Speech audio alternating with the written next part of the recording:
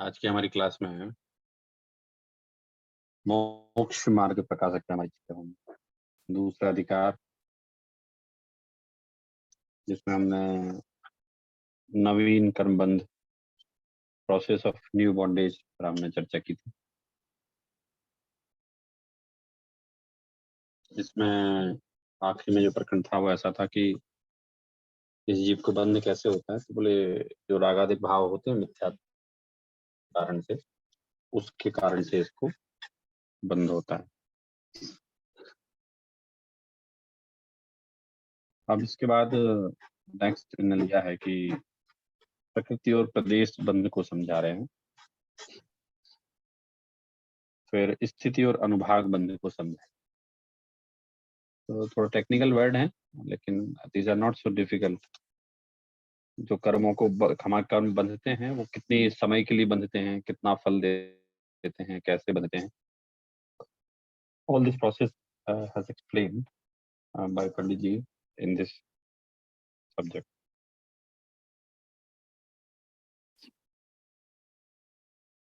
तो पढ़ते हैं हम यहाँ से योग द कॉज ऑफ प्रकृति बंध एंड द प्रदेश बंध। पढ़ी प्रदेश जी, आप पढ़िए। Yog, the cause of Prakriti Bandh, and Pradesh Bandh, space bondage. Further, it should be known that owing to the rise of Nam Karma, physic making karma, body, organ of speech, and mind are created. Due to Nimitta, instrumentality of their movement, the space points, Pradeshas of soul vibrate, and by virtue of it, soul attains the power of getting into one bonded form with the species of karmic matter. This is termed as yoga, vibratory activity. Due to its nimitta at each moment, the inflow of infinite atoms transferable to karmic form takes place. If yoga is feeble, then inflow of atoms is less, and if yoga is intense, then inflow of atoms is more. Further, the atoms of matter that are absorbed in one samaya, one unit of time, get divided into Nanavarniya, etc., main types and subtypes, species of karmas as are stated in scripture. According to that division, atoms get transformed into those types of karmas of their own. देखिए योग और उससे होने वाले जो प्रकृति प्रदेश बंध है, तो वो उसका डिटेल बता रहे हैं यहाँ पंडित जी। तो बॉन्डेज ऑफ न्यू कर्मा में तो पंडित जी ने बताया था कि भी नवीन कर्म बंध कैसे होता है, कि जब ये जीव भाव करता है तो मोहिनी कर्म के द्वारा जब ये जीव यथार्थ अयथार्थ श्रद्धान करता है, और उसके कारण से जब मिथ्यात्व के कारण से क्रोध मान माया लोभ होते हैं तो इसको बंध होता है। फिर उसको 4 भागों में डिवाइड किया, प्रकृति, प्रदेश, स्थिति और अनुभाग। तो यहाँ 2 ने कवर किए हैं, प्रकृति और प्रदेश बंध। तो योग हम लोगों ने पहले समझा था कि योग क्या होता है, तो मन वचन काय में जो चंचलता होती है उसको योग कहते हैं। और बंधन किससे होता है? इन्हीं से बंधन होता है। आप यूं समझिए कि ऐसा एग्जाम्पल दिया है कि आपके कर्म के परमाणु कितने बंधेंगे किसको, ये डिसीजन कैसे होगा? तो बोले आपके परिणामों में जितनी तीव्रता ज्यादा रहेगी वो उतने कर्म के परमाणु आपको बंधने वाले हैं। प्रकृति मतलब होता है कर्म की प्रकृतियां। तो जितने कर्म के परमाणु आपको बंधने वाले, वो जितने कर्म के परमाणु कितने कर्म के परमाणु बनेंगे? तो बोले जितने आपके इंटेंसिटी से तीव्रता से भाव होंगे, वैसे कर्म के परमाणु आपको बंधने वाले हैं। अब वो कैसे बंधते हैं? तो यहाँ बताया ना कि भई चंचलता जो होती है मन, वचन, काया में, तो यहाँ कह रहे हैं further it should be known that owing to the rise of the नाम कर्म, body organ, speech, and mind are created. Due to nimitt of their movement, the space point pradesh of the soul vibrates, and by virtue of its soul attains the power of getting into one bondage from with the spices of karmic matter. This is the term as yoga. Due to nimitt of each movement, the inflow of the infinite atoms transformable into the karmic form. तो उन्होंने बताया कि भाई इतना जानना कि जो नाम कर्म के उदय से शरीर और वचन मन उत्पन्न होते हैं, मतलब मन वचन काय उत्पन्न होते हैं, उनकी चेष्टा के कारण से, उनके निमित्त से जो आत्म प्रदेशों में चंचलपना होता है ना, उससे आत्मा को पुद्गल वर्गणा का बंधन होता है। तो पहले तो कर्म क्या है? तो कर्म पुद्गल के सूक्ष्म परमाणु हैं जो हमारी आत्मा के साथ बंधे हुए हैं। ठीक है? अब ये क्वेश्चन तो हमें सदैव रहता ही है ना, सब लोगों को रहता है, हमें क्या? कि कोई संसार में अमीर क्यों है, कोई गरीब क्यों है, कोई त्रियंश क्यों है, कोई मनुष्य क्यों है, कोई देव क्यों है, कोई नारकी क्यों है, कोई पुरुष क्यों है, कोई स्त्री क्यों है? So there are many questions which regularly arise in our mind regarding these differences what we can see in out the world. तो वहां कह रहे हैं कि वो जो बंधन होता है ना, वो बंधन जो होता है वो मन वचन काय की चंचलता के कारण से होता है, क्योंकि वो चंचलता आत्म प्रदेशों में चंचलता होती है। सो चंचलता डजंट मीन कि वो कोई भागता दौड़ता है। चंचलता इट मीन्स कि हमारा उपयोग कभी नहीं रुकता ना। जिसकी जैसी मति होनी होती है उसकी वैसी गति हो जाती, सॉरी, जिसकी जैसी गति होनी होती है उसकी वैसी मति हो जाती है ना। तो यहाँ कह रहे हैं कि भाई बंधन कैसे होता है? तो बोले योग, योग के कारण से इसको बंधन होता है, मन वचन काय में चंचलता होती है। तो प्रत्येक जीव का उपयोग चंचल तो है ही ना। अब राज का उपयोग भी चंचल है। चंचल इन द सेंस कि उनके भी शुभ भाव रूप चंचलता तो होती है ना। तो वो योग कहलाता है, वो कि मन वचन काय में जो चंचलता होती है वो योग कहलाता है। तो दोनों लगा लें, मति के अनुसार गति होती है या गति के अनुसार मति होती है। जैसे रावण का एग्जाम्पल है, तो रावण की गति खराब होनी थी, तो सब लोग समझा रहे कि भैया आप भले ही अर्धनारायण हैं, लेकिन उसके बाद भी देखो ये दो साधारण जो भूमि गोचरी हैं, ये आपको हर कदम पे हराए जा रहे हैं, और ये सही सही तो बोल रहे हैं, आप अनीति क्यों कर रहे हैं आप? तो रावण ने उस अनीति को बोला कि नहीं नहीं, ये कोई अनीति नहीं है, मैं तो राजा हूँ, मैं कुछ भी कर सकता हूँ, और चलो अच्छा लौटा भी देते हैं, लेकिन उनको हरा के लौटाएंगे। तो सबने समझाया कि ऐसी क्या साहब, आपके हराने के चक्कर में लाखों जीव मर जाएंगे आपके मान के चक्कर में। तो वो नहीं माने, तो फिर कहा गया कि भाई उसकी जो योग की चंचलता थी, मन वचन काय की चंचलता थी ना, मन में क्रोध क्रोध चल रहा था, वचन में वो राम लक्ष्मण को बुरे शब्दों का प्रयोग कर रहा था, काय से युद्ध कर रहा था, उनके सैनिकों को मार रहा था, उसके भी सैनिक मर रहे थे, तो इसे योग बोलते हैं। तो उस योग के कारण से इस जीव को कर्मों का बंधन होता है। ये सिंपल सा फॉर्मूला है, कर्मों का बंधन कैसे होता है और कौन करता है। तो इसमें एक सिद्धांत और हमारे सामने आता है कि जैन दर्शन सदैव एक बात कहता है, प्राइमरीली एक बात कहता है कि संसार का कर्ता कोई भी नहीं है ना। और पूरे पूरे वर्ल्ड के फिलॉसफीज में केवल एक जिनागम ऐसा है जो कि भगवान और भक्त में कोई मालिक और सेवक का व्यवहार नहीं मानता है ना। जैसे ईसाई जो मानते हैं, वो मानते हैं कि साहब गॉड इज आवर मास्टर, और गॉड हमारे पिता हैं और हम उनके पुत्र हैं। मोमेडियन मानते हैं, मुस्लिम मानते हैं कि साहब जो उनके ईश्वर हैं, वो उनके मालिक हैं और हम उनके सेवक हैं। जिनागम में मालिक सेवक का ऐसा कोई कंसेप्ट नहीं है। यहाँ तो कहा कि भाई प्रत्येक जीव अपनी गति जाने के लिए स्वतंत्र है।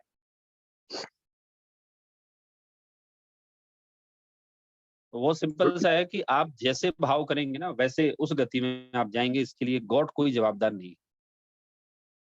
तो उसी का नाम योग है कि साहब योग के कारण से आपको अनंत परमाणुओं का, मतलब अनंत परमाणुओं का ग्रहण होता रहता है योग के कारण से। गुरु जी अनादि प्रश्न है। काल से। हाँ हाँ बोलिए।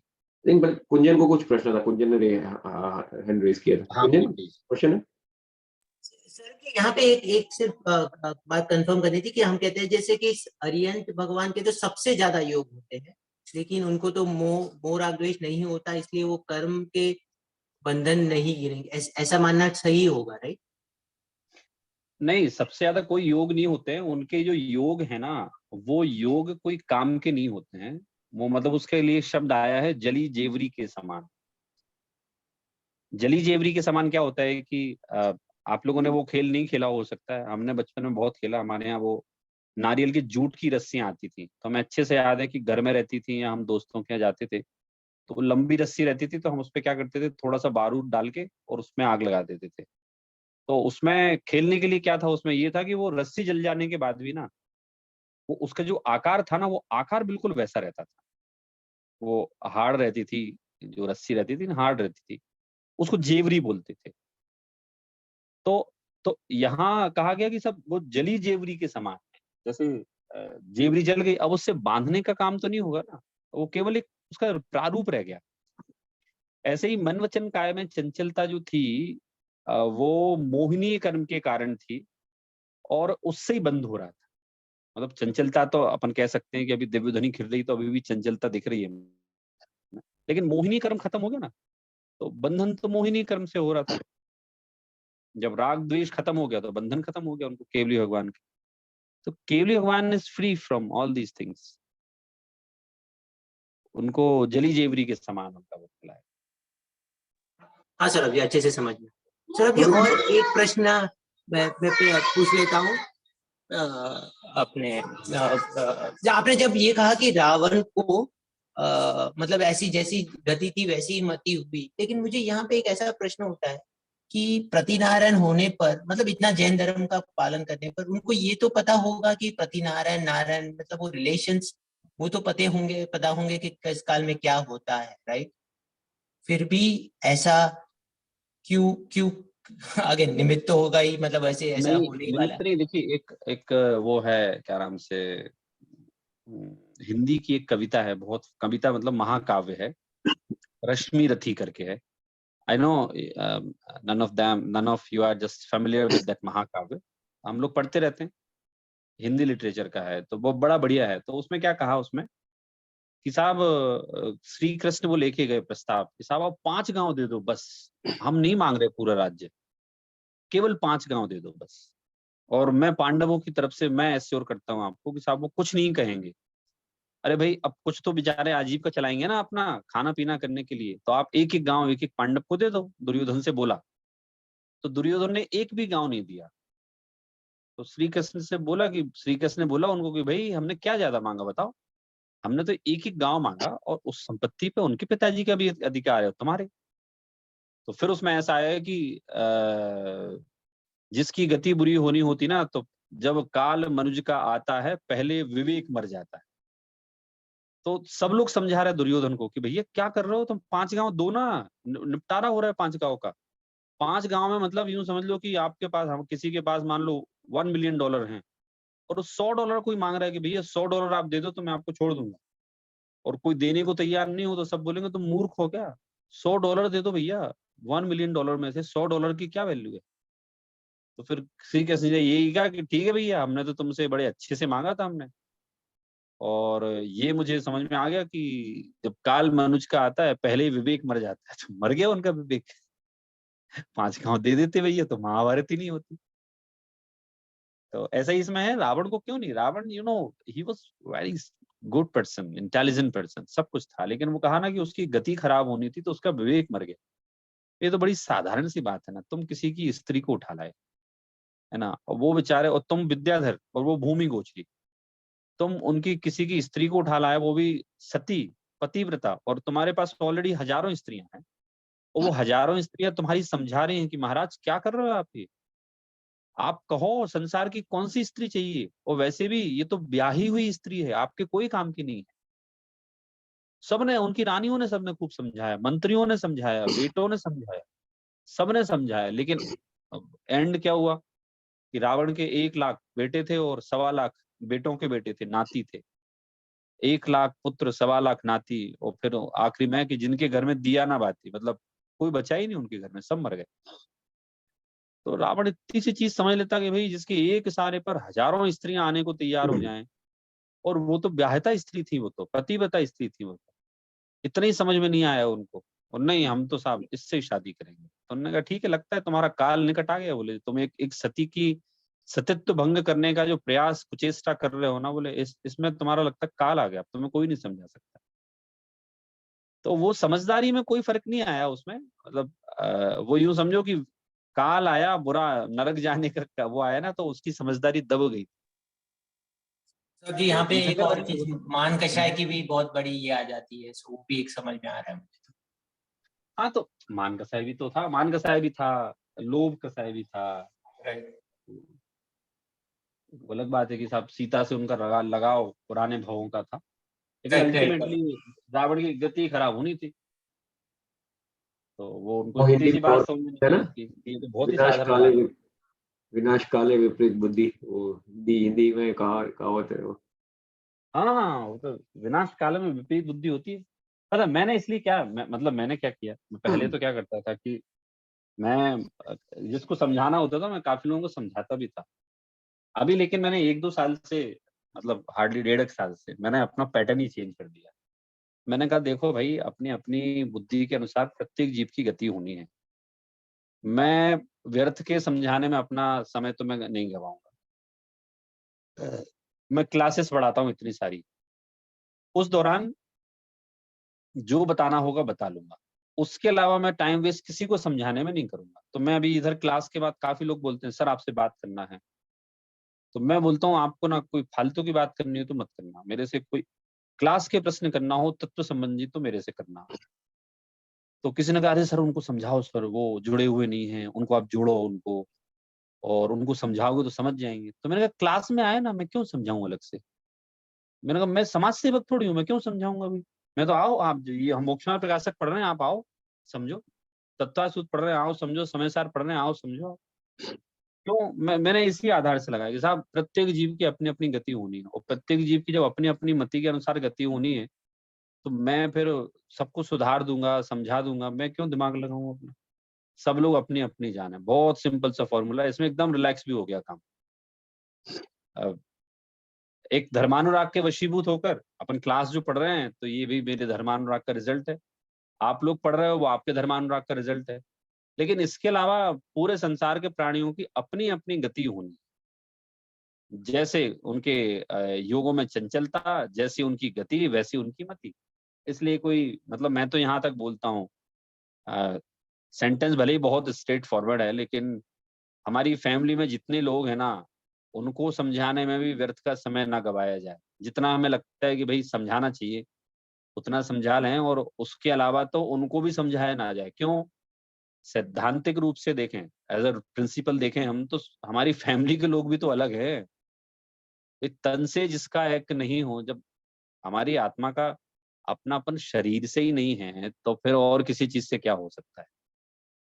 तो इसलिए आप पढ़ो, तो उसमें भई रावण को ऐसा नहीं समझाया नहीं लोगों ने, उनकी पत्नियों ने बड़ी रिक्वेस्ट करी कि महाराज क्या कर रहे हो? हम उनसे सुंदर हैं, आप सुंदरता की बात करो तो। हम आपकी आज्ञाकारिणी हैं, आपको क्या धन की कमी, क्या पैसे की कमी, लेकिन क्यों ऐसा कर रहे हो आप? नहीं, नहीं माने वो। तो रावण समझदार थे, लेकिन अब उनकी गति ऐसी होनी थी, यूँ यूँ मान लें हम, इसलिए वैसा हुआ। तो अपन भी लगा लें, जो मैंने अभी आप लोगों को बताया कि भैया जिसकी जैसी गति होनी है ना, उसकी वैसी होने दो। हम why should I waste my time? Last class में मैंने बताया था, the most precious commodity in this world is time.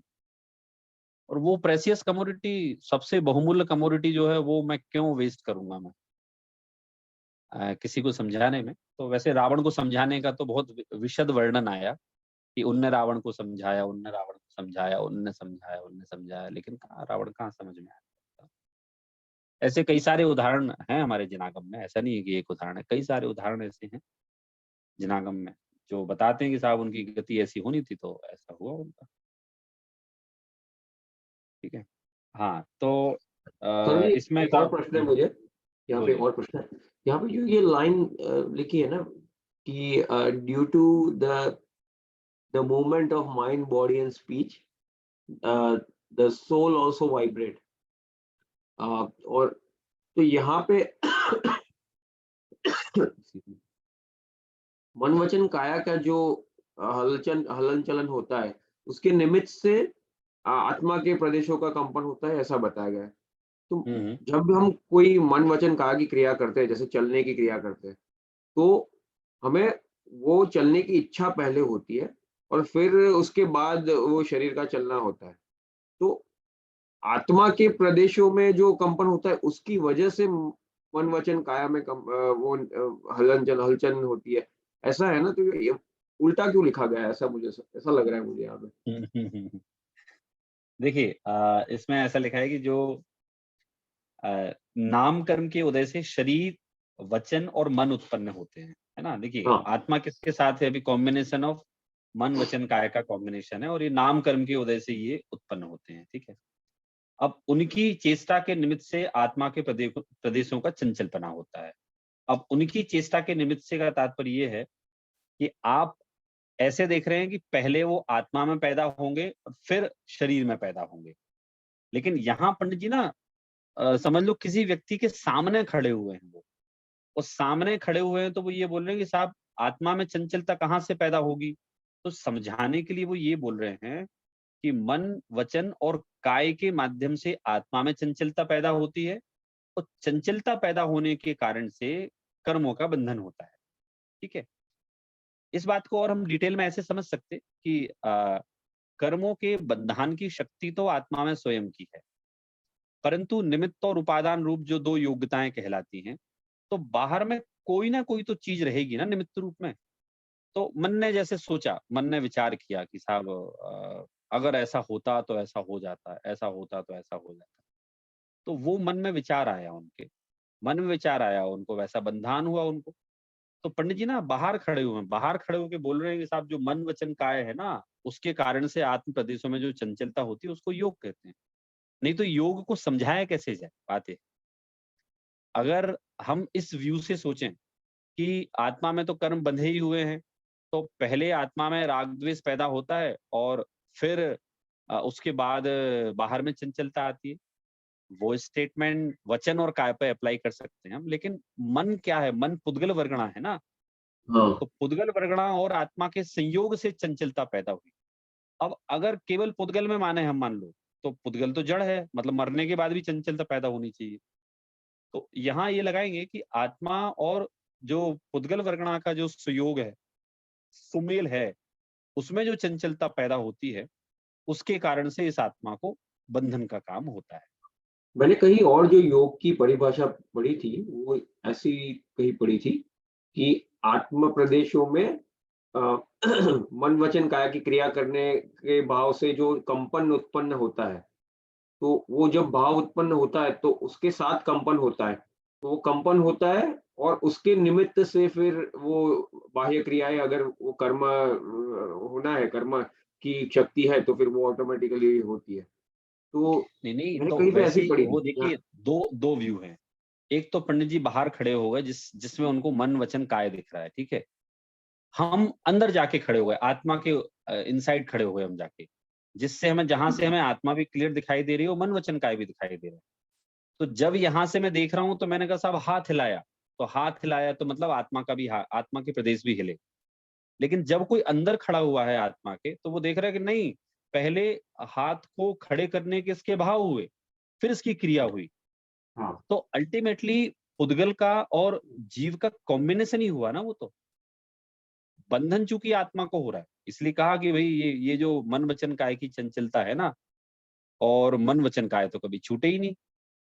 एक बार वचन छूट गया मान लो, है ना, तो काय तो रहा ही रहा सबका, तो ये कभी छूटे नहीं। इसलिए उस बात को समझाने के लिए उन्होंने कहा कि ये मन वचन काय की जो चंचलता होती है, इसके कारण से बंधन होता है, और वो योग है उसका नाम। क्योंकि ऐसा कहा जा सकता है कि उस क्रिया के दरमियान जो आत्मा का कंपन है, वो योग है। उस क्रिया के दरमियान जो हो रहा है आत्मा का कंपन, क्योंकि लोगों को तो वो क्रिया ही दिख रही है, शरीर की क्रिया, मन की क्रिया, जो भी और वचन की क्रिया। तो वो उसके दरमियान हो रहा है ना, वो आत्मा का कंपन के साथ साथ। हाँ, अब बराबर है। देखिए, ऐसे तो आत्मा संसार अवस्था में तो कभी अकेली रहेगी नहीं। तो उसको फिर और समझाने का उपाय क्या, कि भाई कैसे समझाएं आत्मा की चंचलता को? तो आत्मा की चंचलता को समझाने का एक यही उपाय है कि साहब मन वचन काय जो होते हैं ना, उनके के कारण से जो हलन चलन पैदा होता है उसको हम योग बोलते हैं। सिद्ध अवस्था में तो कोई चंचलता है ही नहीं। तो चंचलता हमें है तो उसको एक्सप्लेन ऐसे ही किया जाएगा कि जो मन वचन काय की चंचलता है उससे आत्मा में चंचलता पैदा होती है और उसके कारण से इसको बंधन होता है। फिर भी हलन चलन तो मूल रूप में आत्मा में ही पैदा होता है, और ये तो हमें बाहर में मन में वचन में और काय में दिखाई दे रहा है। तो बंधन भी आत्मा को ही होता है। लेकिन चूंकि पंडित जी को समझाना है, हम लोग विद्यार्थी हैं, वो टीचर हैं। तो वो टीचर हैं तो वो समझा रहे हैं इजी करके, भैया क्या होता है योग। उनने कहा साहब आत्मा के प्रति उसमें चंचलता होना, तो हमें समझ ही नहीं आएगा क्या होता है। तो उन्होंने कहा नहीं, जो शरीर मतलब मन वचन काय के हलन चलन से जो आत्मा में चंचलता पैदा होती है वो कहलाता है योग कहलाता है ना। हाँ, तो यहाँ ये कहा कि अगर अल्प योग हो तो थोड़े परमाणुओं का ग्रहण होता है, और बहुत योग हो तो बहुत परमाणुओं का ग्रहण होता है। मतलब उसमें इंटेंसिटी कैसे है आपके भाव में, अंतरंग के जो आत्मा के आपके परिणाम है ना योग के, उसमें इंटेंसिटी कैसी है। तो जैसी आपकी इंटेंसिटी रहेगी उसके अकॉर्डिंग आपको बंधन होगा। जैसे एक उदाहरण मैंने आप लोगों को दिया था अभी कुछ क्लासेस पहले, कि बचपन में आप लोगों ने वो गुड़िया के बाल खाए होंगे, है ना। तो वहां मिलते हैं आप लोगों के यहाँ, बच्चे खाते हैं गुड़िया के बाल? यहाँ तो मिलते हैं, मेरे बच्चे खाते हैं। तो तो वो इतना हाँ बड़ा, सर, कॉटन कैंडी कहते हैं उसको। क्या बोलते हैं वहाँ वहाँ? Cotton candy. अच्छा, कॉटन कैंडी बोलते हैं, ठीक है। तो बच्चे लेते हैं तो वो पैसे मांगने आता है मेरे से, अनवय पैसे मांगने आता है, पापा पैसे दे दो। मैंने कितने हुए बेटा? 20 रुपए। मैंने कहा 20 रुपए में इतने बड़े? हाँ। और फिर कभी कभी कोई चीज लेके आता है, बोले पापा पैसे दे दो। तो मैंने कितने हुए? बोले 500। तो मैंने कहा 500 में इतनी सी चीज बस? तो इसमें भी ऐसा ही है कि भाई आ, कोई हो सकता है आपको कोई चंचलता वाली क्रिया करते हुए दिखाई ना दे रहा हो, लेकिन उसके काया में चंचलता ना होते हुए भी मन में अगर चंचलता की अधिकता ज्यादा है तो उसको बंधन ज्यादा होगा। तो बहुत योग हो तो बहुत परमाणुओं का ग्रहण होता है, थोड़े योग हो तो थोड़े परमाणुओं का ग्रहण होता है। फिर उसमें कहा कि साहब वो बंटवारा कैसे होता है, कि साहब कौन सी ज्ञानावर्णी प्रकृतियां होंगी, कौन सी दर्शनावर्णी होंगी, कौन सी उनकी उत्तर प्रकृतियां होंगी, कैसी होंगी। तो कहा कि साहब वो अपने परिणामों के अनुसार ग्रहण हो जाता है परमाणुओं का, फिर आत्मा में ऑटोमेटिक अपने आप बंटवारा हो जाता है कि वो प्रकृतियां मूल प्रकृतियां हैं या उत्तर प्रकृतियां हैं उनकी। वैसा सिद्धांत यहाँ है कि भाई ग्रंथों में कहा है ऐसा। तो इसके लिए फिर जो गवर्नमेंट सार कर्म कांड देखना चाहिए कि वहाँ किस किस प्रकार से परमाणुओं का बंटवारा हो उनका कहा है। सुनो और जी, एक वो प्रश्न है यहाँ पे। हम्म, ये कहा है कि जितना योग ज्यादा होता है उतना उतने परमाणु ज्यादा, क्या क्या लिखा हो, इतना परमाणुओं का ग्रहण ज्यादा होता ग्रहण ज्यादा होता है। तो जैसे एक एग्जांपल लेना है कि अगर कोई कोई प्राणी है, जैसे समुद्र में कोई बड़ी मछली है, उसको भाव आया कि मैं इसको एक एक मछली को मारूंगा, या फिर मैं 100 मछली को मारूंगा या 1000 मछली को मारूंगा। तो ये अंतर उससे आता है कि वो कितनी मछलियों को मारने का भाव कर रहा है, या उससे वो ज्यादा वो है। शरीर कैसे? से नहीं आएगा, शरीर से नहीं आएगा। एक्चुअली में अंतरंग में उसके परिणाम कैसे हैं, आपने वो उदाहरण सुना होगा, हमने क्लासेस में कई बार चर्चा की है, तंदुल मच्छी चर्चा की ना हमने। हाँ हाँ हाँ। तो वो महामच्छ तो 12 योजन का होता है, और वो मर के स्वर्ग में जाता है, पंचम गुण स्थानवर्ती होता है वो। और वो तंदुल मच्छ मतलब चावल के दाने के आकार का होता है, वो 7वें नरक में जाता है। तो उसके योगों में समझ लो उसके योग बहुत हैं, तो जिसके कारण से उसको बहुत परमाणुओं को ग्रहण होता है। तो क्यों अधिक है, वो दिन रात यही सोचता रहता है, सारी मछलियां मैं खा जाता तो, सारी मछलियां मैं खा जाता तो, मेरे में सामर्थ्य नहीं है, अगर मैं इसकी जगह होता तो मैं खा जाता। तो क्रिया तो ऐसी दिख रही है कि महामच्छ के मुंह में जा रही है, वो निकल रही है, लेकिन मूल रूप में उसके जो मन में जो चंचलता है। तो मन वचन काय का मतलब ये है कि मन में होगी या वचन में होगी या काय में होगी या तीनों में होगी, वहाँ ये तात्पर्य है, मतलब कोई की लंबाई ज्यादा है तो ये मतलब थोड़ी है कि उसको बंधन ज्यादा वो हो। ये सोच रहा है कि मैं किसी को जाने नहीं दूँ, ये जो निकल जा रहा है मैं तो किसी को नहीं जाने दूँ, यानी इतना कुछ भाव है कि मैं सबको ही मार लूँ। तो इसकी वजह से उसको ज़्यादा परमाणु का ग्रहण हो रहा है, ज़्यादा योग है उसको। हाँ, उसके मन में चंचलता कितनी बड़ी है, मन में उसकी कितनी बड़ी चंचलता होगी। हाँ। और सौरभ जी, आपने वो बताया तो कि वो जो मच्छ है, वो जो बड़ा वाला, वो पंचम गुण स्थानवती होता है, तो वो कैसे पंचम गुण स्थानवती कैसे हो सकता है? क्योंकि वो तो अगर मच्छ है तो मछली खाएगा, तो वो नॉन वेजिटेरियन हुआ ना फिर। नहीं नहीं, वो महामत्स्य क्षीर सागर समुद्र में होता है वो। अच्छा। और वो मछलियां नहीं खाता है, वो तो इतना बड़ा उसका मुंह होता है कि जब खोलता है तो बहुत सारा पानी उसके मुंह में जाता है, और जब अच्छा। बंद करता है तो पानी का इनफ्लो आउटफ्लो चलता रहता है, लेकिन वो खाता नहीं है। तो जो त्रियंचों में पंचम गुण स्थानवर्ती की बात आई ना, तो वो मनुष्यों से एग्जैक्टली तुलना नहीं कर सकते हम। अच्छा। जैसे अपन लोगों ने पारसनाथ भगवान का पढ़ा था, वो जब हाथी की पर्याय में थे ना, तो वो उन्हें सब कुछ छोड़ दिया, चतुर्थ गुण स्थान आ गया, फिर पंचम गुण स्थान भी आया, तो वो नदी का बहता हुआ पानी पीने लगे, सूखे हुए पत्ते खाने लगे, शेर का भी आया। तो वो ऐसे ही उस जो महामच्छ होता है, इसी प्रकार से कुछ वहां होता है। वो नॉन वेज तो नहीं खाता है वो, इसीलिए अच्छा। तो वो स्वर्ग जाते हैं और वो तंदुल मच्छ नरक जाते हैं। हाँ। हाँ, तो इसमें किसी की शरीर की लंबाई ज्यादा है कम है उससे कोई फर्क नहीं पड़ता। यहाँ तो उसके योग में, योग कितना बड़ा है। योग में सबसे बड़ा तो मन योग होता है ना, मनोयोग सबसे बड़ा होता है। वचन योग भी बड़ा ही होता है, मतलब कितना भी बोल लो, व्यर्थ का प्रलाप कर लो तो वो चंचलता ही होगी ना। काया से भी, काया बड़ी नहीं है फिर भी उसकी चंचल नेचर है, समझ लो। काया से हिंसा आदि की क्रियाएं करता है तो मन में हिंसा पैदा होती है। वचन से हिंसा प्रकट करता है और काया से हिंसा करता है वो। तो ये मन वचन काय की बहुत ज्यादा परमाणु का ग्रहण होता है, बहुत योग हो, और कम परमाणुओं का ग्रहण होता है कम, और फिर ऑटोमेटिक जिन जिन परमाणुओं को कन्वर्ट होना होता है जिस जिस रूप में, वो हो जाते हैं। जैसे हम भोजन की बात, अपन वैद्य शास्त्र की बात करें तो वैद्य शास्त्र बोलते हैं कि आपने भोजन किया, और भोजन करके आपका भोजन, शरीर ऑटोमेटिक जिस भोजन को मांस में कन्वर्ट करना होता है मांस में कर लेता है, मज्जा में करना होता है मज्जा में कर लेता है, ब्लड में करना होता है ब्लड में कर लेता है। तो वो एक प्रोसेस है कि भाई पहले भोजन यहाँ जाता है, फिर अपने अपने एक्सट्रैक्ट लेता है, फिर वेस्टेज को बाहर निकाल देता है या इकट्ठा कर देता है, और फिर प्रोसेस होके इतना ब्लड बनता है, प्रोसेस होके इतना सीमन बनता है, ऐसे करके वो पूरी एक विधि अपने बताई है कि साहब ऐसे ऐसे शरीर में होता है। इसी तरह से ऑटोमेटिक ये कर्म के जो परमाणु है ना, इट्स नॉट मैनुअल व्यवस्था, इट्स एन ऑटोमेटिक। मन वचन काय में चंचलता हुई तो वहां बंधन हो जाता है। अब यहाँ दो प्रकार के योग बता रहे हैं वो, तो पढ़ते हम लोग। प्रीतेश जी आप पढ़िए फर्दर, योग to type.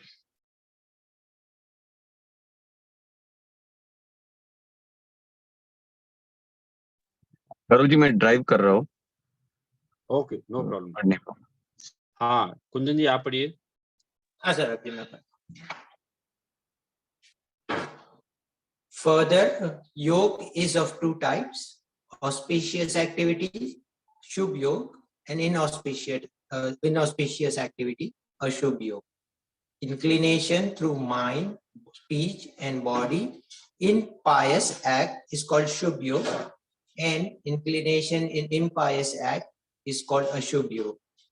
Whether there be Shubh Yoga or Ashubh Yoga, without attaining right belief, Samyaktva, bondage of all sorts of species of Gati karmas continues incessantly.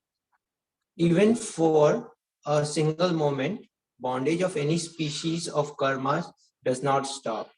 However, the specific point is that in the pair of Hasya, Shok, laughter and lamentation, Rati, Arati, liking and disliking, and the three types of Ved, that is the passions of Mohniya karma, deluding karma, in one time, only one in each group gets bonded.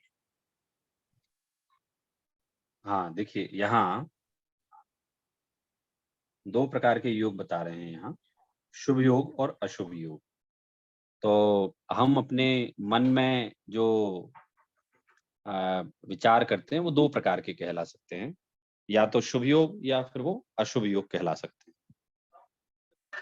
तो हम सब लोग familiar भी हैं इससे, शुभ योग और अशुभ योग से। तो यहाँ वो भी बता रहे हैं, ये काफी इंटरेस्टिंग है। तो कह रहे हैं there are two types of yoga, auspicious activity जिसे यहाँ कहा शुभ योग, एंड इनऑस्पिशियस एक्टिविटी जिसे कहा यहाँ अशुभ योग। फिर इन्हें बताया कि भाई शुभ और अशुभ योग कैसे होता है, तो बोले धर्म की प्रवृत्ति होने पर ऑस्पिशियस योग होता है, और धर्म से विपरीत एक्टिविटी होने पर इनऑस्पिशियस योग होता है। तो वो एक्टिविटीज हम सब लोग जानते हैं कि धर्म की एक्टिविटी क्या कहलाती है और अधर्म की एक्टिविटी क्या कहलाती है। तो कषायों में तीव्रता, मतलब हम सिंपल सी डेफिनेशन अगर लेते हैं तो कषायों में तीव्रता जो है वो इनऑस्पिशियस है, और कषायों में मंदता वो ऑस्पिशियस है। एक मैंने सिंपल डेफिनेशन बताई, फिर अभिप्राय पे आएंगे तो वो अभिप्राय एक अलग सेगमेंट हो जाता है। तो यहाँ कहा कि साहब जो धर्म के अंगों में प्रवृत्ति हो, inclination through mind, speech and body's pious act is called Shubh Yoga, and the inclination in impious act is called Ashubh Yoga. Whether they be Shubh Yoga or Ashubh Yoga, without attaining right belief of Samyak bondage, all sorts of spices of Ghati karma continuously, instantly, even for a single moment, bondage of any spices of karma does not stop. अब वो यहाँ कह रहे हैं कि साहब शुभ योग हो अशुभ योग हो, लेकिन सम्यक्त प्राप्त किए बिना घातीय कर्मों की सर्व प्रकृतियों का निरंतर बंध होता रहता है। घातीय कर्मों की प्रकृतियों का, कुछ प्रकृतियों का बंधान होना सम्यक्त होने पर रुक जाता है, लेकिन यहाँ कह रहे हैं कि जिनने सम्यक्त प्राप्त नहीं किया है तो उनको घातीय कर्मों की और अघातीय कर्मों की प्रकृतियों का निरंतर बंध होता रहता है। उनको घातीय कर्मों की, सॉरी, अघातीय का तो बाद में भी होता है, लेकिन घातीय कर्मों की सर्व प्रकृतियों का बंध होता रहता है। ऐसा कोई सा भी समय नहीं होता, देयर इज नो मोमेंट, कि जब वो कर्म का बंध नहीं हो। फिर कह रहे हैं कि however the specific point is that in the pair of has, shok, laughter and lamentation, rati, arati, liking and disliking, and three types of ved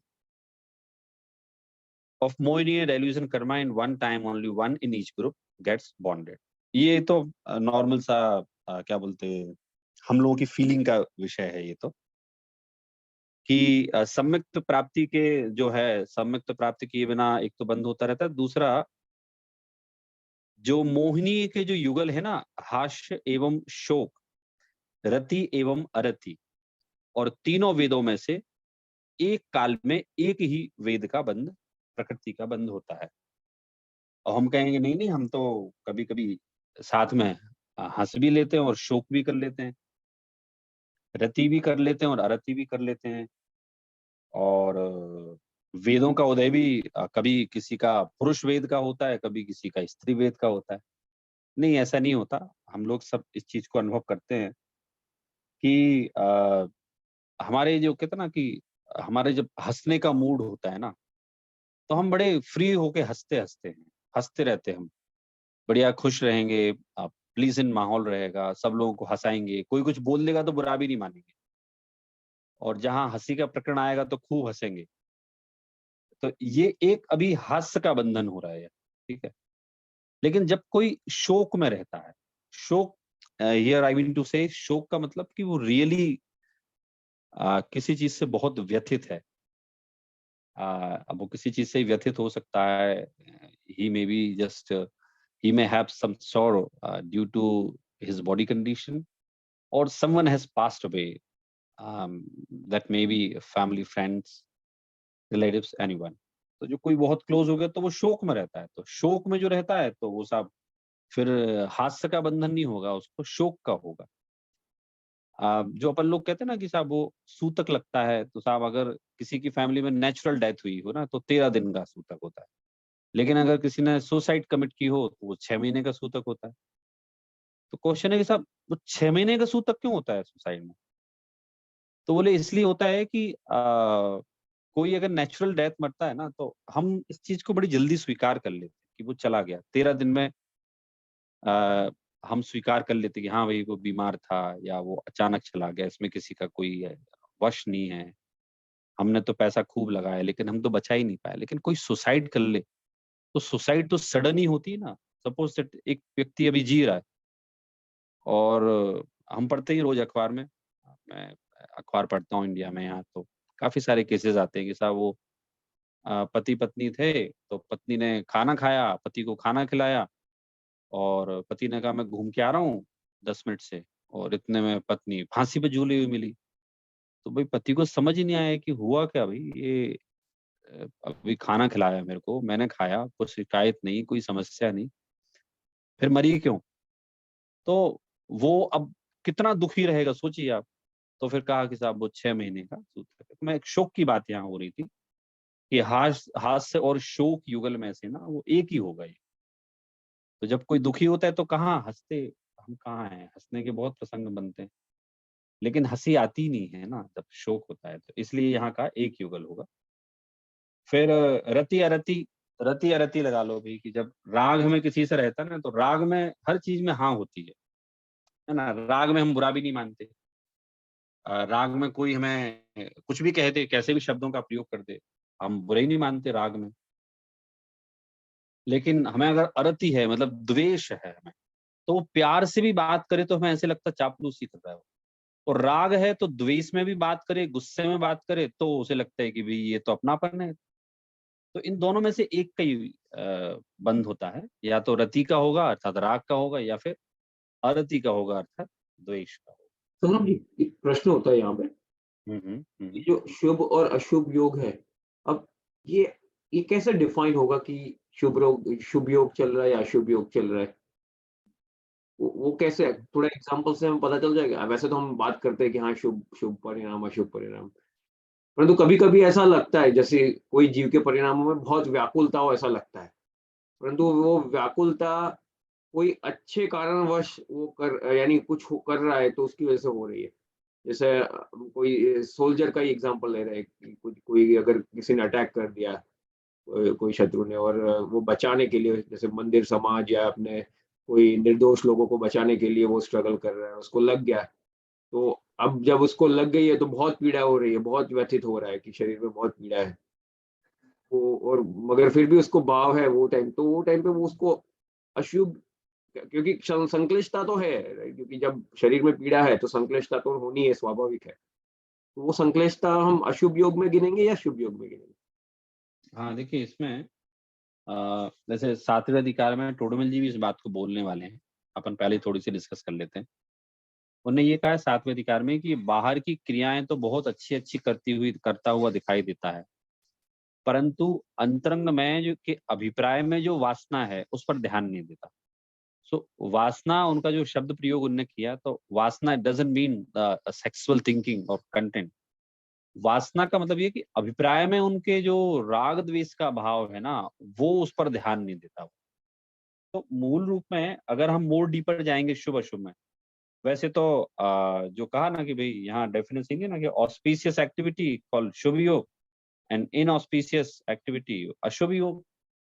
लेकिन हम डीप में जाएंगे तो ऐसा है कि कॉमन डेफिनेशन तो यही है कि जिसकी ऑस्पिशियस एक्टिविटी है वो शुभ योग और जिसकी इनऑस्पिशियस है वो अशुभ योग।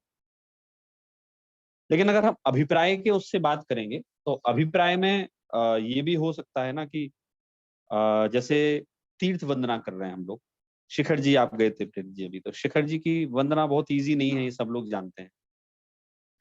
अब वो वंदना करने में हमारे पैर बहुत दुखते हैं, लेकिन फिर भी दुखते हैं और थोड़े थोड़े लग भी रहे यार बहुत दुख रहे, बहुत दर्द हो रहा, फिर भी लेकिन हमारे अभिप्राय में ये है कि भाई जहां से इतने अनंत सिद्ध मोक्ष गए हैं, उस भूमि को मैं एक बार तो पूरी भूमि को स्पर्श करूं, वहां नमन करके आऊं, और लाइफ में पहली बार मैं यात्रा कर रहा हूं।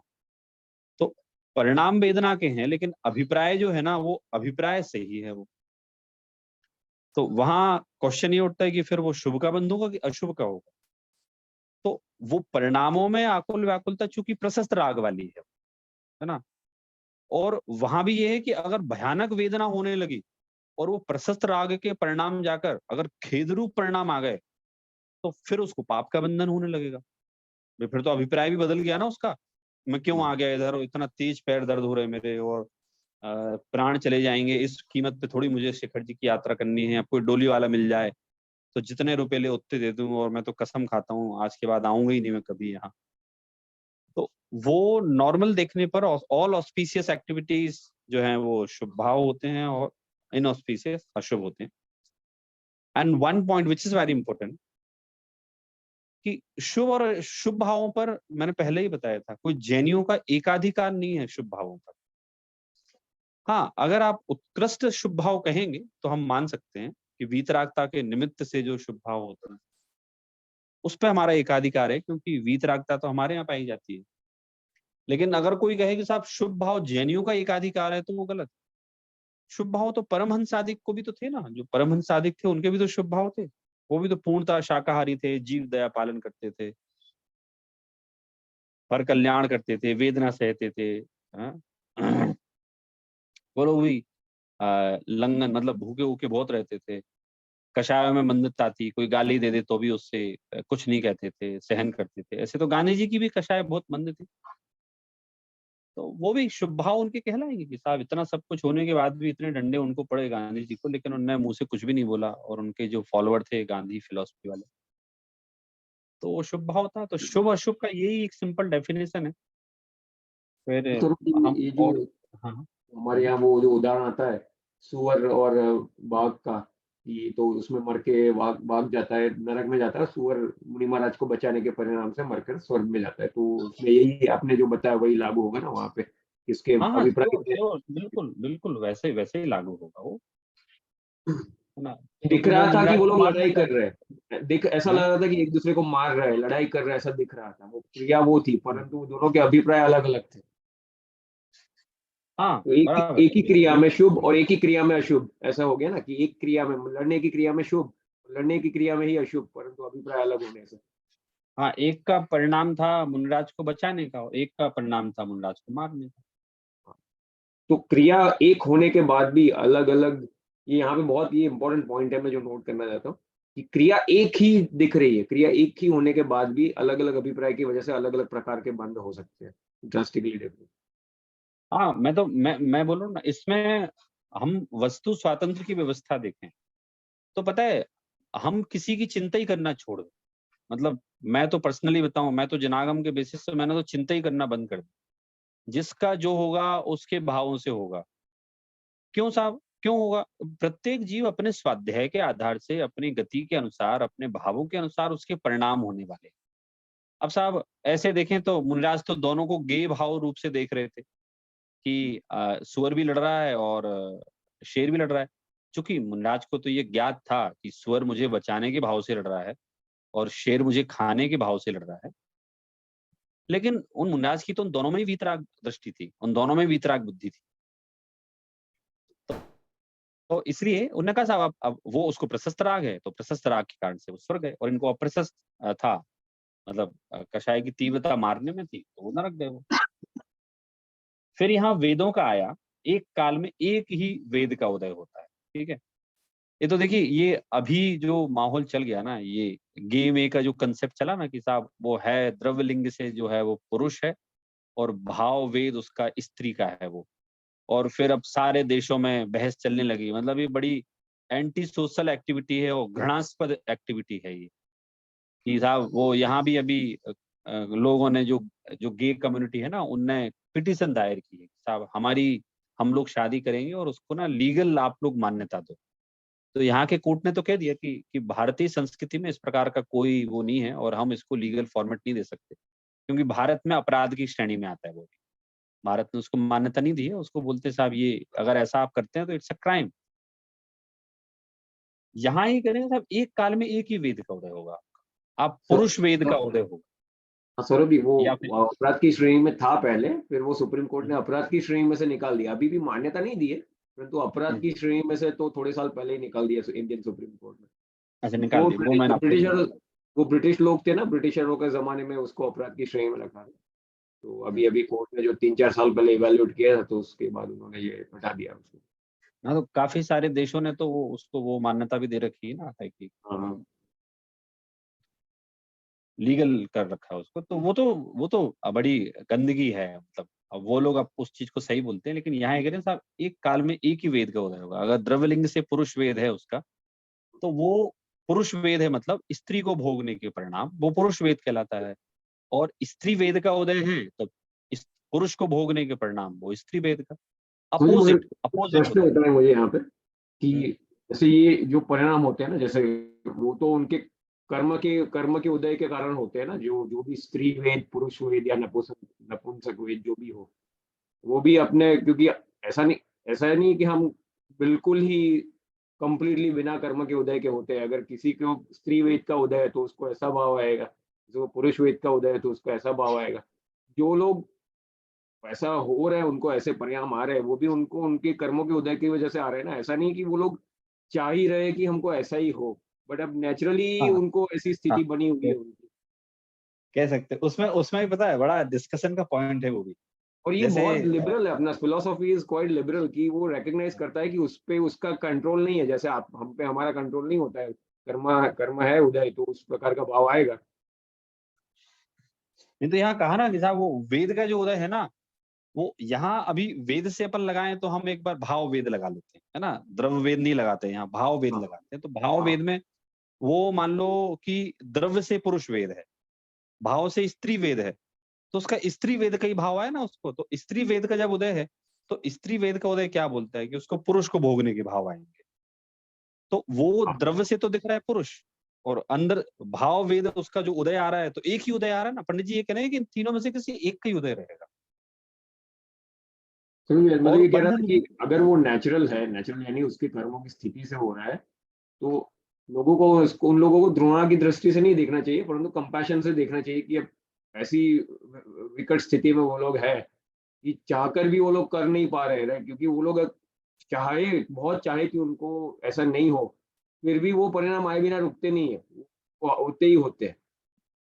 तो क्या फिर कि अब वो बहुत मेंटली बहुत डिफिकल्ट सिचुएशन में फंस जाते हैं कि हम क्या करें, सोशल आइसोलेशन हो जाता है उनका, सब हो जाता है। तो थोड़ा आई थिंक हमारे हमें हमारी फिलोसॉफी से मुझे ऐसा लग रहा है कि ये सीखने को मिलता है कि ये उनके कंट्रोल के बाहर की चीज है, तो हमें उनको ध्रुवा नहीं मगर थोड़े कंपैशन से देखना चाहिए।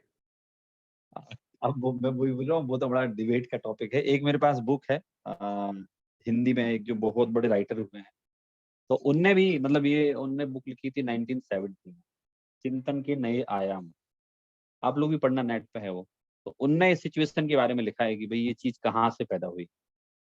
तो वो ये बोलते हैं कि जब जो वेस्टर्न कंट्रीज है ना, तो इसमें पहले सोशल सिस्टम बहुत अच्छा हुआ करता था, सामाजिक सिस्टम जो था ना बहुत अच्छा था। जैसे हमारा भारतीय कल्चर है ना, तो वैसे सब लोग फैमिलीज में रहा करते थे। फिर धीरे धीरे करके बोले महिलाओं की स्वतंत्रता की बात आई। तो महिलाओं की स्वतंत्रता की बात आई तो क्या स्वतंत्रता करें, बोले नहीं ये घर में केवल चूल्हा चक्की नहीं करेंगी, ये सब बाहर भी जाएंगी।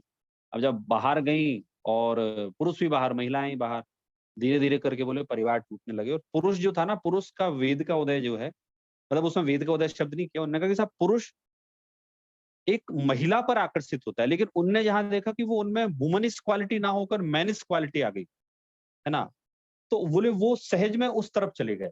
उनका ये व्यू है, मतलब मैं अपना नहीं बता रहा हूँ, ये तो मैं रामधारी सिंह दिनकर करके एक राइटर हैं, तो वो उनने एक ऐसा व्यू दिया है कि साहब इस ये चीज तो का ये तो वहां उनका बहुत जनरेशन। लिमिटेड व्यू है, क्योंकि हम देखें तो क्या है कि चलो सामाजिक व्यवस्था जो भी रही हो पहले से, परंतु ये भाव तो हम जानते कि कर्मों की स्थिति तो अनादिकाल से ऐसी ही है, तो ये भाव तो अनादिकाल से लोगों को आ ही रहे हैं। हाँ, ऐसा हो सकता है कि किसी सोशल सिस्टम में किसी टाइम पे वो लोगों को दब के रख, वो ओपनली बाहर नहीं आ सकते थे। अब क्या कि वो ओपनली एक्सप्रेस कर सकते हैं कि नहीं मैं इससे गुजर रहा हूँ, मुझे ऐसा हो रहा है, मुझे ऐसा करने के पावर है, तो अब बोल रहे हैं। बट उनका एग्जिस्टेंस ही नहीं था पहले, और अब अचानक से ये क्रिएट हो गए ऐसे लोग, ऐसा तो है नहीं। तो कर्मों की स्थिति ऐसी थी, तो पहले भी ऐसे लोग होते थे। और अपने महाभारत में एग्जाम्पल आता है वो शिखंडी का। शिखंडी वो स्त्री थी रहे वो, यानी ऐसा कहना ये चाहता हूँ कि अनादिकाल से नहीं ऐसे नहीं नहीं, तो थे ही। वो उसमें बताया कि वो नपुंसक थी वो actually में। हाँ नहीं नहीं, मैं कहना क्या चाहता हूँ कि अनादिकाल से ऐसे लोग तो हो ही रहे हैं कि जो ऐसे ऐसे भाव परिणाम होते हैं उनको, क्योंकि स्त्री वेद पुरुष वेद नपुंसक वेद ये अनादिकाल से ये कर्मों की स्थिति है। तो अगर किसी को ऐसा हो गया कि वो विपरीत वो परिणाम आ रहा है, वो शरीर में है जो नॉर्मली समाज से विरुद्ध वो अलग आ रहा है, तो फिर क्या करे, वो उसकी भी गलती नहीं है ना। क्या करे वो। अब पता नहीं, देखिए वो एक अपना धार्मिक पॉइंट तो नहीं है, लेकिन ये सामाजिक रूप से एक अलग से डिबेट का पॉइंट है। मतलब मैं हाँ। फिर उसमें अपना व्यू ऐसे रखूंगा कि अगर ऐसे खुली छूट दे दी जाए तो वो तो फिर स्वच्छंदता किसी भी लेवल तक बढ़ सकती हाँ। है, और वो वर्तन पुरुष के लेवल पे भी हो सकता है, महिलाओं के लेवल पे भी हो सकता है। वो हाँ। कि नहीं, साहब महिलाएं इक्वल राइट्स चाहती हैं, पुरुष फिर बोलते नहीं साहब ये तो एक एक ही हमारे साथ रहती है, तो हम और नहीं, कुछ इसमें क्या कर स्वच्छंदता सकते बढ़ानी हैं, चाहिए। इसमें सोशल, अगेन मैं भी पर्सनल ओपिनियन रख रहा हूँ, सोशली इसको मैरिज का नाम नहीं देके इसको आप पार्टनरशिप को सिविल पार्टनरशिप या सिविल यूनियन कहा जाता है, ऐसा भी वर्ड यूज होता है। तो उसको मैरिज की श्रेणी नहीं रखो, बट उन लोगों को क्या रहता है कि जैसे अगर कोई हॉस्पिटल में चला गया, राइट, अगर वो किसी के साथ रहते हैं, जैसे रूममेट रहते हैं या कुछ रहते हैं, अब कोई हॉस्पिटल में चला गया तो वो उनके पास सिग्नेचर करने के भी वो राइट्स नहीं रहते। तो क्या आप सिविल पार्टनरशिप और सिविल यूनियन में उनको उतने राइट्स दे सकते हो कि एक दूसरे को एक्चुअली जो जो राइट्स जो होते हैं एटलीस्ट वो लीगली कुछ फॉर्मेलिटीज पूरे करने के, तो उन तरीके से नहीं, मैरिज नहीं बनाओ, उसको मैरिज नहीं करो। तो काफी कंट्रीज ने ये भी करके रखा है कि डिफाइन करके रखा है, marriage is marriage, but if they want to do something like this, they can be called like civil union or civil partnership. हाँ, मतलब बोल रहा हूँ अपन धार्मिक दृष्टि से नहीं करें तो इसमें मेरी जो ऑब्जर्वेशन है, आपका जो ऑब्जर्वेशन है, वो डिफरेंट हो सकता है। वो एक अलग से चर्चा का विषय है, वो सामाजिक विषय है। यहाँ तो पंडित जी ने ये कहा है कि साहब इनमें से किसी एक का ही वेद का उदय होगा, या तो उसको स्त्री वेद हाँ। का उदय होगा हाँ। और या पुरुष का होगा, या फिर उसको नपुंसक वेद का उदय होगा। तो ये तो वो धार्मिक दृष्टि से इसलिए इम्पोर्टेंस है थोड़ा इसका, क्योंकि हम जैसे अपने परिणाम या धारणाएं बनाएंगे ना उसके लिए, वैसा बंध हमको भी होगा। कि अगर हम ऐसा बोलते हैं कि नहीं ये लोग तो, इन लोगों को तो सोशल आइसोलेशन ही करना चाहिए, पूरा बैन करना चाहिए, राइट, तो हमारे अभिप्राय में हमने उनके प्रति क्रूरता बढ़ती, राइट, अगर ऐसा कह सकते हैं, राइट, तो उसका भी बंद हो सकता है। क्या हम ऐसा सोचे कि नहीं ठीक है हम नहीं मानते उसको, तो उनको उनकी फ्रीडम हमको दबाना नहीं है, उनको उनको भी शांति से जीने का अधिकार मिले, तो वो हमारे परिणामों में बहुत वेरिएशन आ सकता है, हमारे अभिप्रायों में भी, तो उसकी वजह से नहीं, इसका अब उसमें तो बहुत सिंपल है। देखिए जो समाज के जिस मनुष्य समाज में रहते हैं ना, अगर मनुष्य समाज के प्रतिकूल और अगेंस्ट कोई काम है ना, तो उसके लिए तो क्या है भाई, सरकार ने आपसे टैक्स लिया है तो टैक्स दो आप, तो वो समाज के अनुकूल काम हुआ। तो वो ये तो असामाजिक काम हो गया ना, सामाजिक काम चलो हो जी, गया। मगर तो ऐसे तो फिर ये तो बहुत सारी चीजों में लगा सकते हैं। जैसे आज से अगर यहाँ अमेरिका में 50 साल 40 साल पहले चले जाएंगे आप, तो यहाँ काले गोरों का बहुत भेद होता था। तो क्या हाँ, तो वो वो टाइम असामाजिक पे है ना। लीगल था, लीगल डिस्क्रिमिनेशन था कि आप काले हो तो आपको अलग ये करे, अगर किसी ने आवाज उठाई तो उसको जेल में डाल देंगे। तो वो टाइम पे अगर किसी ने आवाज उठाई तो वो असामाजिक कृत्य की कहा जाएगा कि आपने इलीगल काम किया। तो ऐसे तो बहुत सारे चीजें हैं, ऐसा हम एक दृष्टि से नहीं लगा सकते, अलग अलग एंगल से देखना पड़ेगा इसको कि क्या व्यू है, हाँ, वो जैसे सही ये है या ना गलत है। न्याय अधिक की अवस्था हाँ, क्या न्याय करता नीति, समय हाँ। दृष्टि। हाँ। तो वो मतलब समाज के विपरीत हुआ। अब जैसे आप लोग वहां रहते, तो आप लोग कहेंगे साहब हमारे यहाँ तो एकदम लीगल है, हम तो इसको बुरा नहीं मानते। मैं कहूँगा भैया हमारे यहाँ तो इसको इलीगल माना है, हमारे यहाँ तो सामाजिक दृष्टि से सही नहीं है। ठीक है। सौरभ जी, मगर इंडिया में तो कास्ट डिस्क्रिमिनेशन को भी लीगल माना है, राइट, तो ऐसा तो नहीं है ना कि कोई चीज लीगल हो जाने से वो न्याय नीति पूर्वक सही हो, या कोई चीज इलीगल हो जाने से वो न्याय नीति पूर्वक सही हो, ऐसा नहीं हो सकता। न्याय नीति के मापदंड अपने अलग होते हैं। अब समाज क्या नियम बनाती है वो तो काफी कुछ पॉलिटिकल सिचुएशन पे भी डिपेंड करता है, सोशल इक्वेशंस पे भी डिपेंड करता है। हाँ ठीक है, एक समाज में सभ्यता बनी रहे, एक संयम बना रहे, वो सब चीज देख के नियम बनाए जाते हैं। मतलब अगर ऐसे देखें तो त्रियंचों में और मनुष्यों में कोई अगर अंतर आता है तो वो इसी सभ्यता से, संयम से आता है। तो सब मतलब समझ लो हमारी समाज, हमारी देश उस चीज को भी ध्यान में रखती है। जैसे अभी वो मुद्दा उठा था ना कि प्रोस्टिट्यूशन मस्ट बी लीगलाइज, तो यहाँ की गवर्नमेंट ने मना कर दिया है। एक कोई देश है जिसने कर रखा है, तो वो चल रहा है, उनको लाइसेंस दो आप बोले तो ये सब लोग शांत रहेंगे, ऐसे करके बताया उसमें। वेल, तो यहाँ पंडित जी का मैटर जो है कि साहब वो एक वेद का उदय रहेगा। इस प्रकार से उनने प्रकृति बंध का उनने एक प्रकरण बताया हमें, प्रकृति और प्रदेश बंध का। आगे की चर्चा हम लोग अब अगली बार करेंगे, अभी हमारा समय हो गया। चलिए जिनवाणी सुध लेते हैं। निज निधि निज में बताई यह न उपकार है, उसके लिए जिनवाणी माँ को वंदना शत बार है। जय जिनेन्द्र सभी को। जय जिनेन्द्र। जय जिनेन्द्र।